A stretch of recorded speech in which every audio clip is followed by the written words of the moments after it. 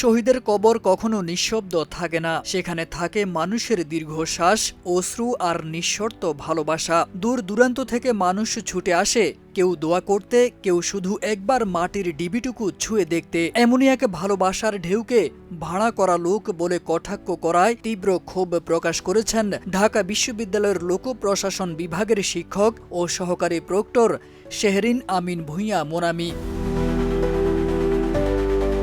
নিজের ফেসবুক পেজে দেওয়া এক আবেগঘন পোস্টে তিনি স্পষ্ট ভাষায় প্রতিবাদ জানান, যা তিনি বিএনপি নেত্রী নীলুফার চৌধুরী মনিকে উদ্দেশ্য করে লিখেছেন। জানান তার ভাই শহীদ হাদিকে গিনিপিগ বলা হয়েছে এবং জানাজায় অংশগ্রহণকারীদের ভাড়া করা আনা লোক বলে অপমান করা হয়েছে। এই মন্তব্যকে তিনি বিবেকহীন ও বাস্তবতা বিবর্জিত বলে আখ্যা দেন। তিনি প্রশ্ন রাখেন, যদি মানুষ ভাড়া করেই আনা হয়ে থাকে তাহলে প্রতিদিন কেন এত মানুষ দূর দূরান্ত থেকে শহীদ হাদির কবর জিয়ারতে আসছে? কেন তারা ঘন্টার পর ঘন্টা দাঁড়িয়ে থাকে কেবল একবার ভেতরে ঢোকার জন্য? কেন গ্রিল ধরে ধরে কান্নায় ভেঙে পড়ে শহীদের জন্য দোয়া করছে?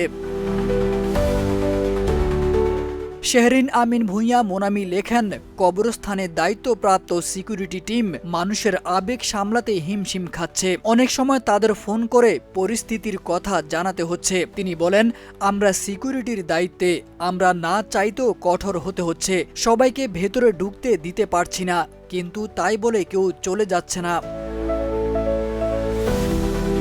ঢাবির এই শিক্ষিকা বলেন, মানুষের এই ভালোবাসা দেখে তাদের নিজেদেরও মায়া লাগে।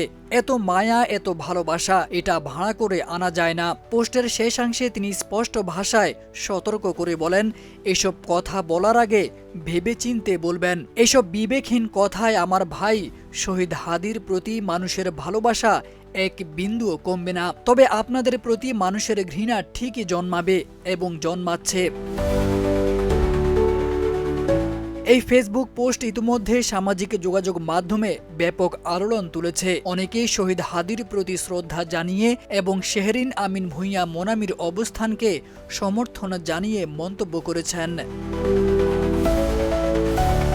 তারেক আজিজ খান, প্রজন্ম 24।